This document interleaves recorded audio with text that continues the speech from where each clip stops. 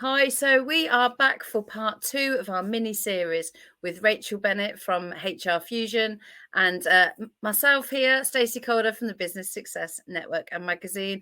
And today we are on the podcast. So thank you for listening or joining us on YouTube. I am so excited to be back. I loved the first part, Rachel, and I just, we said we were only going to talk for about 20 minutes and it was a little bit longer, but that's okay because it just showed how much we wanted to kind of dig into your background and what the book's about. And I think it's just been fascinating to hear how your own personal story has got you to this point of becoming an author. And in part 2, we're going to look at the first part of your book. We're going to look at this, this term shadow cultures that you've captivated me with it. And, people have listened to the first one, they're back for the second. So we're going to look at exploring those shadow cultures now. So really my first question to you then, because we talked a bit in the first one about company culture. And I think that's probably a phrase that most people will have heard of, especially if, they're working in a team and they're part of a company. There's a lot of talk about the culture within. So let's start by looking at the company culture then. Tell me about it in general. What is it? Why is it important? How does it affect, their everyday working careers? Yeah, absolutely. Before I do that, you don't know I'm going to do this. I do. So I have a little cheeky surprise. Between our first podcast and our second podcast, look what arrived in the post. I read a copy. So I'm so excited. So this is my test copy with all the gubbins inside. I don't know if you can see any of this, but it's all here. So I've got my very first test copy. Hold it up, hold that spine up. Look at how much content is in that. This is not a little proper. I love a proper book. So sorry for keeping you in, but I wanted you to be surprised. But I literally, between the two podcasts, I've been in tears because it came and I was like, me and my husband opened it and I was, oh my life is real. I've got a book. I've got an actual book. So yeah, sorry. I love that. I love the fact I was I'd got my podcast voice on. I was going with the flow. I was like, right, let's get the intro. Let's get the first question out. You were brilliant. Mic drop moment there. No, I love it. I absolutely love it. Right, that's it. We've gone off topic now. I'm going to do something. No. Can I just say though, what a gorgeous designed book. I love the fact that it's black and white. I think that's really going to stand out. Absolutely. Come on, hold it right up, folks. You saw it here first. Absolutely. So that's your exclusive. How does it make you feel? Well, here's our exclusive now. How does it make you feel when you look at that cover and your name is on the top of that book? Do you know what? Given the conversation we had in the first podcast around my story and my journey and my kind of lack of confidence and writing and all that sort of stuff, when I was told this test copy was in the post, I felt sick because I kept thinking, it's not going to be good enough. I'm not going to like it. What have I done? I'm telling all these people about this book and will it be worth it, etc. And when it came, and I've actually done a little video of me opening it, so that'll hit social media at some point when I'm brave enough. But I genuinely, oh my life, it literally brought me to tears because I was like, oh my life, I've got a book and I'm an author and it's going to be out. Hold it up again. Now I know if you're not watching this on YouTube and you're watching it and you're listening to it on Spotify, you won't see it, but I'm so over the moon. I'm taking a photo just to prove that we were the exclusive here on the Business Success Network. Absolutely. So I am super, super proud of myself. I literally have just had a quick skimmy read through a few because it's a test. So I've got to read it to make sure that I'm happy with everything. And then it will go off to print, etc. And I literally have been reading bits going, gosh, did I say that? That's quite good, isn't it? Well, obviously we'll revert back to my proper first question in a minute. But I am going to ask you another question now because I've got friends that have published and like I said, I've worked with some clients before that have published and, just holding that book. And do you know what? I'm so happy for you. I can't even remember what I was going to say. No. It's gone. Just holding the book. Gone from professional interviewer to I have no idea what I was going to say. It's all good. I can take over for you. It's all good. I'm an HR person. It's all good. But no, I think going from having so long of wanting to write a book and then going through the whole process and going through all the emotions and all of that, physically holding the book, I keep wanting to stroke it because it's in a mat as well. So it's a. What does it smell like? I can't smell. I've got long COVID, I think. So Oh, I can't no. smell. So My my son question came down. then, my question to you was going to be, obviously, you've wrote the book, you've rewrote it, you've changed it, you've wrote it again, you've read it, you've edited it, you've reread it. You've now got the copy in front of you. You've got to do the final read of it. Yeah. Are you bored of it yet? No. Oh, I love it, because I often speak to writers and they say, oh my God, by this point, we're so sick of the sight of it. Yeah. I got to the point of seeing it on a computer and I've got to the point of I'm sick and tired of this now. I'm sick. But physically getting it, it's like I know this sounds really stupid now, but it's like I literally just fell in love with the whole topic all over again, because it's a book. It's come out of my brain through my fingers with the help of an amazing group of people, and it's turned into a book. And now my book is here, and hopefully it will help people to start addressing this shadow culture. It won't be long till you've got more and you're signing them. They laugh at me because whenever I meet someone and they give me a book, I'm like, have you signed it? Or they'll say, oh, you can order it off Amazon. And I'm like, not with your signature, I can't. So we've got to get a Rachel Bennett, we've got to get an exclusive signature on there so that it can go on my BSN shelf of signed books. There you are, you see. Anyway, sorry, I didn't mean to. No, that's fine. That's 7 minutes. The podcast. That's 7 minutes. The question you asked was about what is company culture and why is it important? I think that's what the question was. But you know what? The good thing about our company culture here is that we just go with the flow. So, lovely segue there. So that was it. So moving on to the actual discussion of the day. I could just sit here all day with your book just dancing around, but we won't. For the people that are listening to this podcast rather than watching it, let's get back to those the company culture then, because there will be people listening to this that are thinking, like I said, like we said in the first one, actually, it's okay, we've got a great company culture, and there will be those thinking maybe not. And you know what? I think company culture is an individual thing as well, because some people will fit a certain culture and some won't. So you could literally have two people working in the same office with the same manager, same environment, and one hates the culture and one loves the culture. So, it's a really individual thing as well.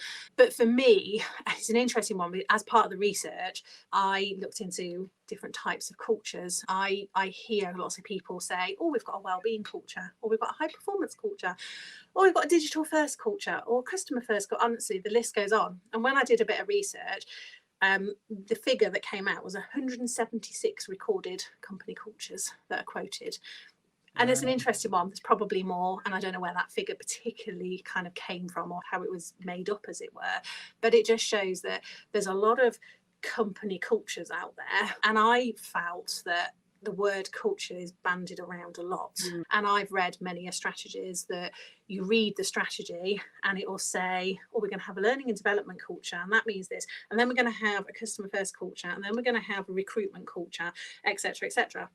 And so for me, I was intrigued by all of these different cultures, and how do you have all of these different cultures? So the more I digged into it, what people, I believe, are trying to say is they want a high performance culture. And there's lots of subcultures that belong within that high performance. So most companies want their organization to be the best it can possibly be, and therefore they have other cultures within that culture to make that. So if they are a customer first culture and the customer is at the forefront, they want to be high performing because they want to serve the customer to the best. So for me, culture is very much about the values of an organization and the behaviors of that organization, and how sometimes it's very intangible. So you can go into a supermarket. You could go into two different supermarkets. You can go into a really high-end supermarket versus a more run-of-the-mill supermarket. And as a customer, you feel different, you have a different experience, and that's because they've got slightly different cultures, because they've got a different demographic, and that's absolutely fine. So for me, culture is a really complex thing. There's some fantastic authors and kind of thought leaders in the industry, and we can learn from all of them. And for me, all I'm trying to do here is kind of shine a light on culture and the importance of culture in our companies. And like I say, you know, how many times have we, you know, heard or done it ourselves where we've joined an organisation and we've thought, oh gosh, this is not what I thought. And that's because it's because of that underlying culture when you get there. And like I say, sometimes it's good for one person and not good for another. That's really interesting because, you know, everyone is a different personality types. And I see a lot of companies that they will do these personality tests and they will, you know, they're looking to recruit certain skills. But often actually, I've found sometimes it's not necessarily recruiting the skills that is what they need. It's almost recruiting the parts of a personality of a team that's missing. It So it is. might be that they're looking for somebody with empathy because there's Yeah. not a lot of it in the office Yeah. or something Yeah. like that. Do you find that's often the case? Or do you think you almost need one set of people that work in a similar way to have or do you need a balance? I think your high performing, your top talent are the people that have got the experience or qualifications, knowledge, skills, all of that kind of skill set to do a fantastic job, but they also have the desired behaviours, attitude, and all those things. So that the perfect person is to recruit to both of those, you know, and I would argue our current recruitment processes in a lot of companies are not fit for purpose. Quite a lot of the time, I see adverts that are out there that sell the company as this amazing company that's the best thing since sliced bread. You've got to come and work here. And as a candidate, you go, oh my life, that's brilliant, got to work there. You go through the recruitment process. First of all, they do an interview. Let's face it, we're really going to see the real person in an interview. So there's a conversation to be had. Definitely works two ways in an interview, doesn't it? You know, absolutely. You can get into an interview on a CV, and I've had it before where I've seen people walk in and you think that's not what you said on your CV. Yeah, but absolutely. similarly, they could walk into an organisation and think this is not what. Absolutely. And as you go through that process, you know, even if you've got a brilliantly slick, excellent process, you get through to the end, you offer the person the job, and then they start on day one and like, oh gosh, this company doesn't represent the recruitment journey that got me here. Because the recruitment journey could be fantastic, you know, state of the art, but then when they get into the company, actually the company is in problems and maybe they've got, you know, bullying going on in the company or whatever it might be. And so for me, it is about companies being open and honest about who they are and then recruiting the right people to be able to help sort it out. And that's kind of where this shadow concept comes from, because a lot of companies, and it's not all companies, it's some fantastic companies, and sometimes it's only a group of people within a company, etc. But quite often what I've seen is you go into companies and they've got values on the wall and they've got fantastic strategies and they've got, you know, everywhere's decorated beautifully and they've got this fantastic office environment and, you know, they pay loads of holiday pay and I don't know, all the things that you could wish for that are quite a tangible thing. But then their values say things like, I don't know, it's a safe environment to, you know, make mistakes, for example. So there could be an implied word that says that you can make mistakes. But then the minute you make a mistake, you're hauled into the boss's office and told off. That's the shadow that I'm talking about, is this, you know, let's do what we say on the tin. If you're saying that you trust somebody to go away and do a project, even if it makes a mistake, well, then you need to trust that person. And quite often it becomes quite hard. And then the command and control comes in because that trust gets lost and different things. So, and this is far deeper than, you know, we've talked about you being a HR director, you know, on boards. This culture, the way that you come across in an organization, like you said, the fact that, you know, there'll be some ethoses where this is a company where you're allowed to make mistakes and you learn from them. Yeah. It comes much deeper than, I wasn't saying than HR, but it's a real people part of the business, isn't it? It It is. just isn't Yeah. just this is what's on the wall, we're going to follow it, but then we're not going to follow it. Yeah. It's a real, like what you said, shadow. Mm, It's an underlying mm, mm. issue that Yeah, isn't just, oh well, actually you've made a mistake, we're now going to ring HR or whatever it is. So absolutely. And I think for me, the important thing to remember in all of this is I don't think people do this on purpose. I don't think at all. I think, if somebody has made a mistake, for example, 9 times out of 10, their line manager, for example, is picking them up on it and they're doing the best they can. So some of this is really complicated and it's really hard to sort of get underneath the skin of, because I generally believe most people go to work to do a good job. I don't believe people get up in the morning and go, right, I'm going in and I'm going to do the worst job I can today. I think people generally want to go in and do a good job and be told thank you.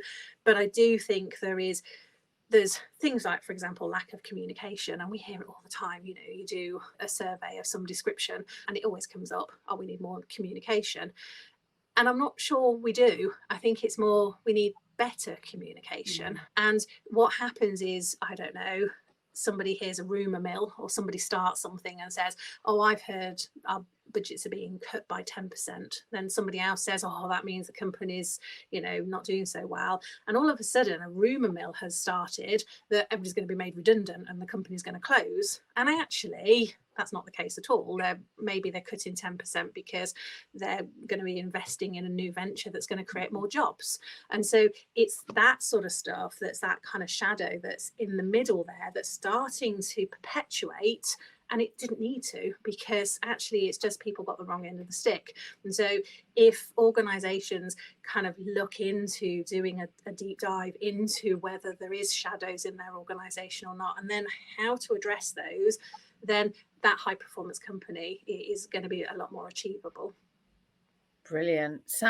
It's just fascinating, isn't it? Because when you, like I said this in the first part, when you think about culture, you automatically, now I've been self-employed for 15 years, but it takes you back to all the places that you've worked, and you start thinking, well, what was the culture there and what was that like? And Yeah. you start thinking of, like you talked about a customer centric one, you've talked about being a performance culture. Is there a culture that you've come across more than most? Do you think there's is there one that people kind of are drawn to, or that gets talked about more than maybe one that maybe someone hasn't heard of? Do you want to give an example of Yeah. that? Yeah, so there's loads. I think the most popular one has definitely got to be high performance culture. That's without a doubt, that's what most companies are after. And most employees understand straight away what that means. It means being high performing. The other popular ones, around learning and development, so kind of that lifelong learning culture. So we're encouraging everybody to learn and grow, etc. Toxic culture does get a bit of press, and for me, I struggled with the toxic culture side of things, because for me, labeling something as a toxic culture is, in my head, is really negative, and it's kind of putting everybody in an organization in the same pot. And I don't believe that everybody is toxic. I think there are toxic parts of cultures, and that's kind of where this shadow comes in, because you can have the high performance culture, for example, that starts turning into a toxic culture, because the high performance culture goes into the shadow, and the darker the shadow and the more into the shadow it goes, then it starts becoming this toxic culture. And we've seen that on the TV with recent things, like a few months ago there was a whole scandal around London Met, and a lot of the cultural issues around how females were treated, particularly, as an example. Now, to me, some of that's going to be toxicity, but some of that's going to be that shadow. So that shadow is almost that warning sign that something's happening, something's getting worse, and that shadow is getting darker. So for me, you can address the shadow a lot quicker and a lot easier than you can when it gets to that kind of toxicity, as it were. But yeah, I think people mention culture all the time. They just don't necessarily mention the word culture. So you'll go into somebody somewhere and they'll say, oh, absolutely, we always put the customer first. Therefore, they've probably got a customer first culture or ethos or a way of working. And a lot of those higher performing cultures will then make sure that all their policies and procedures and everything else are all aligned to that particular way of working. And so all I'm saying is just be aware of this kind of shadow that sits there, and sometimes it's just one person. Sometimes, you know, we've all been You there. hear, like I said, I've heard it quite often. Oh, you mentioned the word toxic, and actually, that was a brilliant. I was sat here, and I was looking at notes and things, and you talked previously about we just mentioned inclusive. We mentioned agile before we went live. We hear a lot about the CSR responsibilities, especially with charities and things like that. But toxic is a word that is often bandied about. It gets thrown about a lot. It's a toxic office. It's a toxic culture. And like you just said, it only takes one or two bad apples, let's say, for it to turn not very nice. And actually, if a leader or a management or a board or a set of trustees or whoever doesn't know how to stop those couple of toxic people, Absolutely. then it spreads, right? Absolutely. And this is where, these shadows are formed in all sorts of different things. Sometimes they are formed because of a process. We talked about recruitment process. So you could have inadvertently created the best process in the world for recruitment, but actually you're managing people's expectations at a different level to what the organization is. So some of those things are quite easy fix. I've been in HR a long time, and I have seen people that perhaps don't fit, and I've struggled to say they would be toxic because I don't think they are toxic. I have seen these people when they're at the vulnerable and they're going through disciplinaries or being dismissed, etc., and there's nothing toxic about most of them. A lot of the time they've lost their way, or they don't fit somewhere, or something somewhere has not quite worked out. And so for me, it's about that awareness then for us to be able to kind of go in and talk to people about, how they're feeling and how they've got into where they are. And we all have this kind of invisible map of the world where we've all got to where we are today by our own personal journey.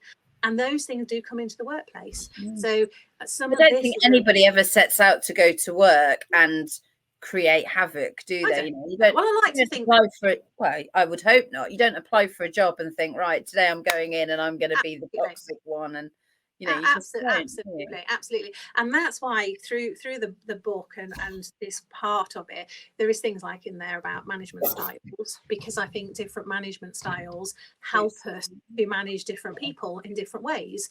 And so for me, I really struggled at the beginning of writing this book around this word toxic culture, because for me it's a really negative way of addressing something that is not great. So for me it was really kind of going, okay, so where does this fit? And this shadow kind of goes to me, actually it could be just in the shadow. It could be just something where you're noticing, for example, two departments that just don't get on, and there's a project that you really need them to do, but it's never going to work because the two departments are just not getting on.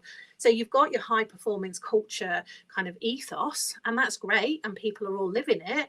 But then in the shadow, these two departments are just not talking to each other.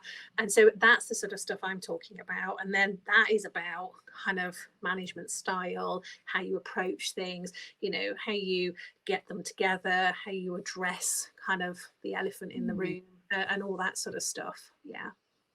So we've talked a lot about the company culture there. We've kind of touched on the toxic culture. So we've done a lot of positive, done a lot of negative, but also, you have kind of coined this shadow culture now, and like you said there, you it's almost like you don't want to talk about toxic because it does sound negative. So tell us in more detail then, what is a shadow culture? How do you see that? Yeah. So shadow culture for me is, it's a really difficult one to explain sometimes, because sometimes you have to feel it. So sometimes you just, if you ever, I don't know, go in a library and straight away you're shushed and told to be quiet because everybody's reading in the library, you get that cultural environment quite quick, don't you? Whereas if you go to, I don't know, ABBA, I went to an ABBA concert a couple of weeks ago and it was brilliant, and it was just electric and everybody was laughing and joking. And again, you get that feeling. So for me, a shadow culture is a feeling, and sometimes it is a feeling of, this just doesn't feel right, this is sitting wrong with me, you know, she or he is giving me a look, I don't really like the look they're giving me, I don't understand that look, you know. Sometimes it's a power dynamic, so you could have two people that are trying to do one over on each other. Then you could have, again, we've talked about communication, so it could be that there's loads of brilliant communication going out, but actually there's too much because you can't see the communication. There's the whispers, there's the kind of coffee shop, you know. I remember years and years ago, which is a great example, years and years ago, I worked in an office environment, and it was a very old-fashioned office environment where the men had the offices and us women sat in a bigger room outside the offices. And this chap who was our manager, every now and again would come out, open the door and call one of us in. And he would do it in a way that we'd be like, oh gosh, are we in trouble or are we not in trouble? And then he would sit in the office and talk to us, and then almost make out like it was all a secret and we weren't to tell other people. And so when you went into the office, you were petrified. When you came out of the office, you felt really important because you knew stuff other people didn't know. But then what happened is everybody else in the office was like, what does she know? What does she know that I don't know? Or what's she been told off about, or what's really gone on? And then the rumour mill starts. Absolutely. And because you're told not to tell anybody what's happening, as you say, the rumour mill starts, and that's where this kind of shadow comes in. It also is in mistrust. So, you know, we said about values. If you've got a value that's about trust, but then you openly hear people telling not quite the truth, let's say, then straight away you're okay, I'm not sure if I trust them because they said, I don't know, that employee was the best thing since sliced bread to their face. But actually now they're telling everybody that employee is not that great. What are they saying about me? Do I now trust that person? And that again starts breeding this kind of this, what I'm calling this shadow. So they're kind of some of the examples. And I've kind of seen it happen, or I've spoken to people where things have happened. As an example, one person told me that they were in a one-to-one with their manager, and the company values were written on the wall right behind where the manager was sitting. And the manager was talking directly against the values that were sitting behind that particular manager. And that person was sitting there kind of going, okay, I think I'm in the wrong place because I signed into this company because of X, Y, and Z. So I think for me, it's very much around, again, it's around that honesty of organizations to meet themselves where they're at and help managers to manage people, but then people themselves, employees themselves, understand if you fit or if you don't. If you don't fit in a company, don't take it out on the company, find another job. Do you know what I mean? So it is kind of that harsh reality that it's not, in my opinion, it's not down to the exec to make this organization the best organization possible. It's not down to the managers, it's not down to the employees, it's down to everybody. Everybody plays their part. And if you as a person, I speak to many people that will say to me, oh, it's Monday morning, hate my job, don't want to be there. And I'm kind of like, well, why? Go and get another job then. And you know what? I think this is a real self-employed thing now. I'll be really honest. I've had this conversation loads of times.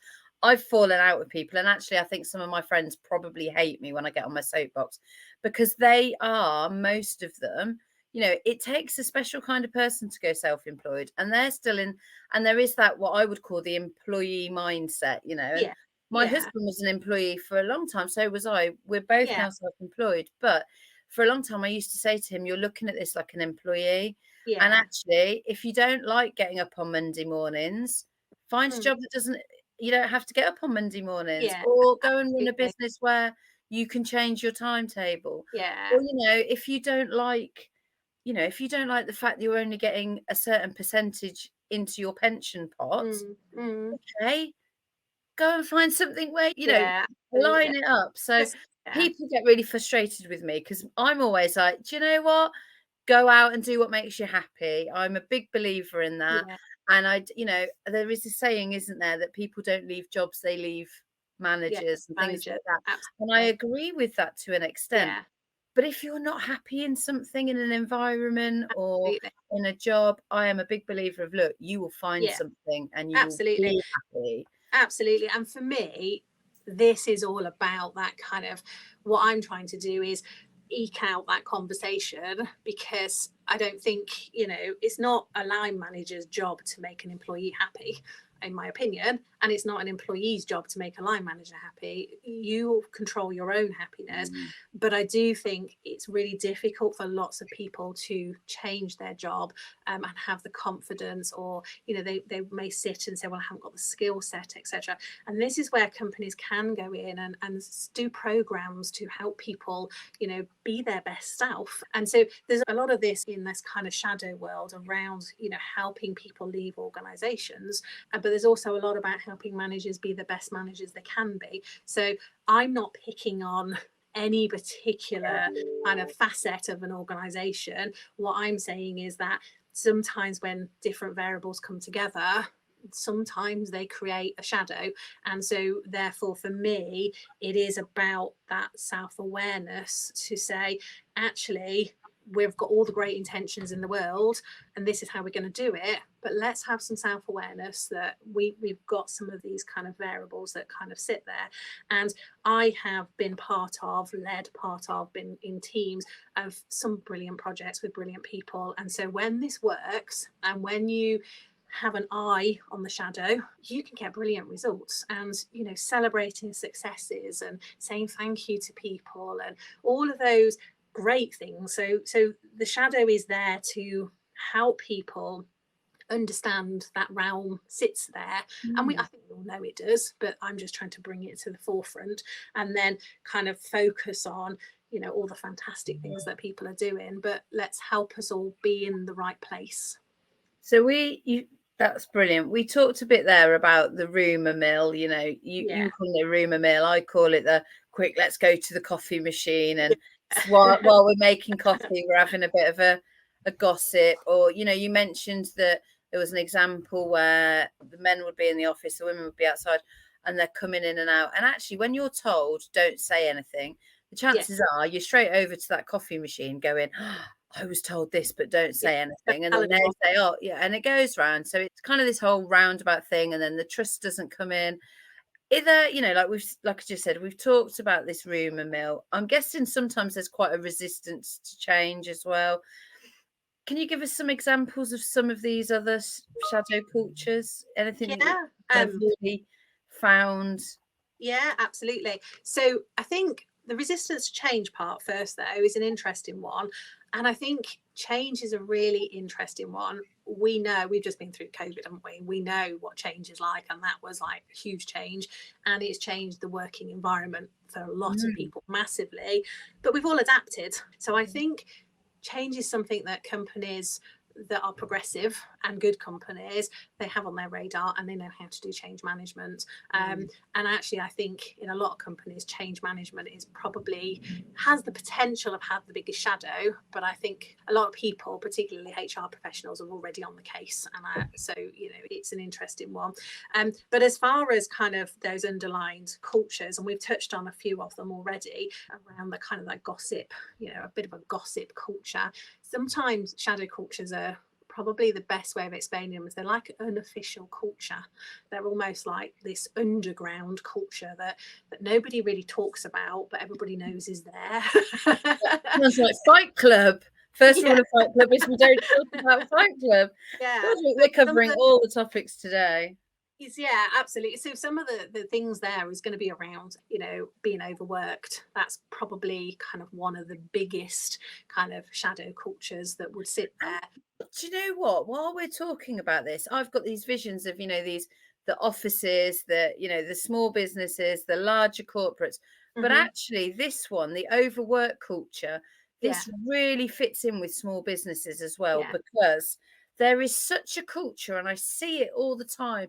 And it makes me feel a little bit sick in my mouth. And it is this overwork thing where, if you want to be successful, you've got to be up at 4 a.m. and in the gym 5 a.m. And then you work until 8 p.m. And everything I train or coach or mentor is the complete opposite. Yeah, absolutely. So this overwork thing, if you're not on the edge of burnout, you're not going to be successful.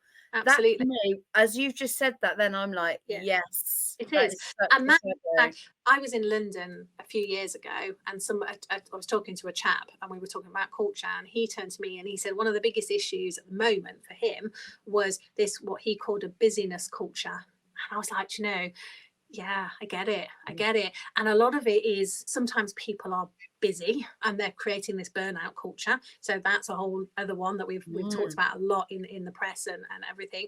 But this kind of busyness culture is very much when somebody says, oh, I need something doing, and then reply straight away is, oh, I'm really busy. And people feel like they have to justify their busyness. Yeah. And so, for me, what I'm trying to do with organizations, and I know loads of other HR professionals are doing the same, is to start helping organizations look at, rather than time spent on things, look at outcomes. So, particularly with working from home, trying to drop the whole 9 to 5, but turn to somebody and say, I need a report and I need it by Friday. And then leave them alone. You don't need to know whether it takes them 10 hours or 20 hours. As long as you get the report and it's the value that you wanted for the wage that you're paying that person, it doesn't matter to me how much time they take to do it. So when I talk, What time of the day? Because we all work at different, we all have a system, and we all work at better times of the day. There is for some people, after lunch is a complete slump. So, what is the point in sitting in an office if actually you're sitting there and you're nodding off, or you do it, Absolutely. So but if they want to do that at 10 o'clock at night, and I've had people say to me, why the heck are you working at 9? And I'm like, actually, this is a really good time for me. I'm alive, I'm awake.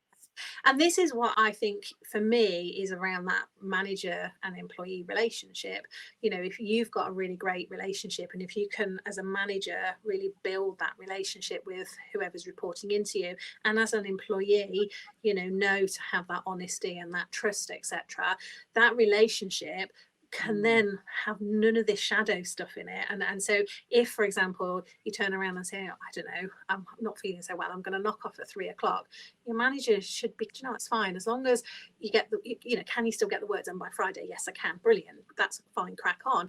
And to me, you get a lot more from people if you are like that. Whereas I think you go back years, the managers sometimes would do that, but then the employees were told they wasn't allowed to. And I think we need to kind of look at, like I've said earlier, I don't think one size fits all. I think, it's not just the company, not just the leaders, not just the employees. It's all of this coming together to ultimately decide what the organization's purpose is. So why is the organization in existence in the first place? Who is it you're there to serve? And then from that, design that culture. But that culture needs to go into everything. And if you've got certain things you want your managers to do, then your employees should be doing it too. And we need a lot more openness in companies, a lot more trust. If there are issues with budgets, for example, well, don't just tell the managers, talk to everybody, say to everybody, this is the situation we're in, and hold it. And for me, that diminishes the shadow. And for me, my own personal experiences over the last 20 odd years of being in business, I have seen what I am referring to as this shadow in many guises and many forms. And if you kind of have it part of your psyche when you sit with people, you can almost find it, which is why it's quite hard to describe, because you can find it and you can feel it, and you can kind of go, okay, I can see that manager and that employee look like they're having a great relationship, and they look like they're best buddies and stuff, but actually somebody's going off and gossiping over here. So is that really the case, etc.? And so a lot of it is around kind of emotional intelligence of all of us putting that forward. Fantastic. So obviously we're talking about shadow cultures because that's the theme of the book. The book that you've now got in your hand. Oh, it's so exciting. What are the main takeaways that you intended the readers to gain from that first half of the book? And we're going to talk about the second half, which is the model in the next one. But looking at the shadow cultures, we've talked so much about this now. I'm so into it. The more that you talk, the more I think, oh yeah, there's that as well. So that people are already going to be reading this going, yes, experience that. Oh, never thought of that. That's a good one. How do you hope that your knowledge and the first part of the book then will influence the way people work or the cultures that they work within? So for me, it's dead simple. Or the reason I have done this book is because I want to help myself and others be our best selves. And it is as simple as that. I am not saying this book is the only way to do it. And I'm not saying that, it's the best way. Or I am saying that this is something I've across. This is something I've come across that I believe deeply. If we all have a bit more self-awareness about what I'm calling this shadow culture and we act upon it, we will all, employees, leaders, companies, the whole lot of us, be happier and more productive. So I think from the two-pronged side, what I want people to do is to go away, take it away, even if they just take away the concept.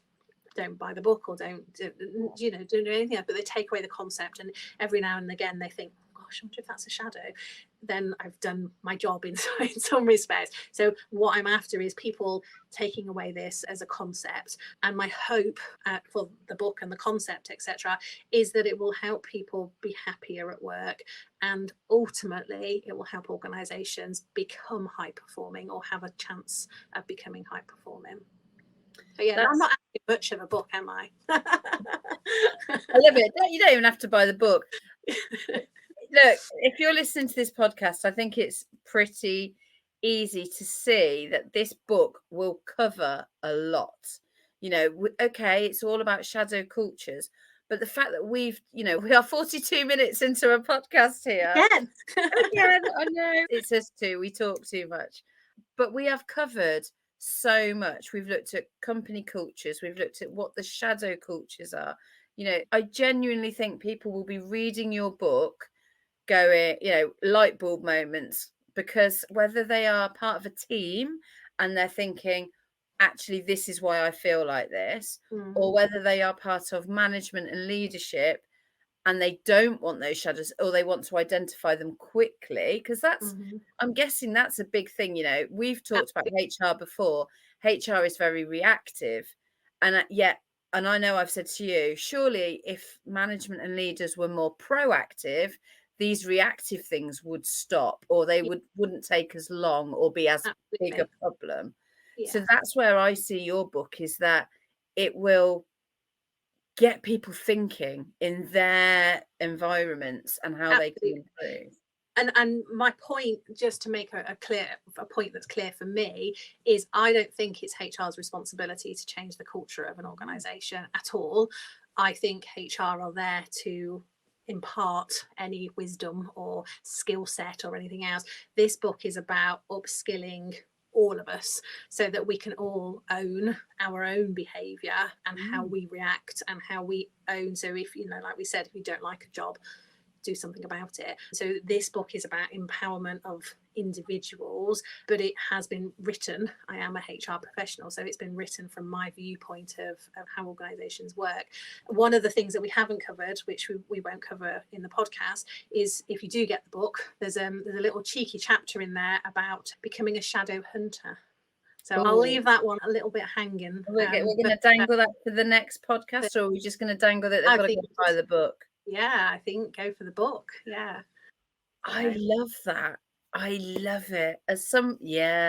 Come on. Right. So, folks, that is the end of podcast number 2 in this mini series with Rachel Bennett.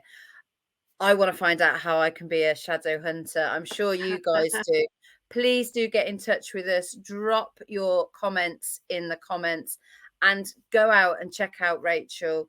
More on that later as to where you can find her. Thank you, Rachel. It's been... Thank you very much. Go on, give us one more look of your book. There you go. It's still here. So if you're watching on YouTube, you will see the excitement on our faces. If you are listening to this on any other podcasting site, you need to go and find Rachel. You need to go and have a look at her book, and you need to come and join us in the Business Success Network UK Facebook group, because that's where it's all going to happen. Rachel's doing a big book launch. It's going to be this. It's going to be in there.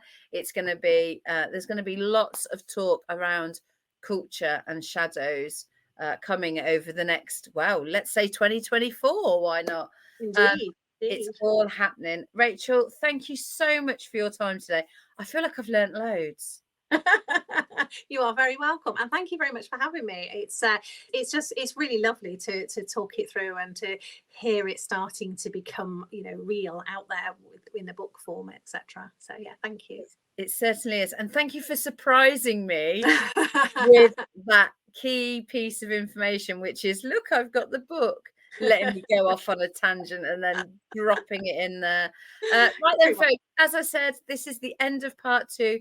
Please do join us for part 3, where we're going to look at Rachel's 6-step model to culture change. Thank you.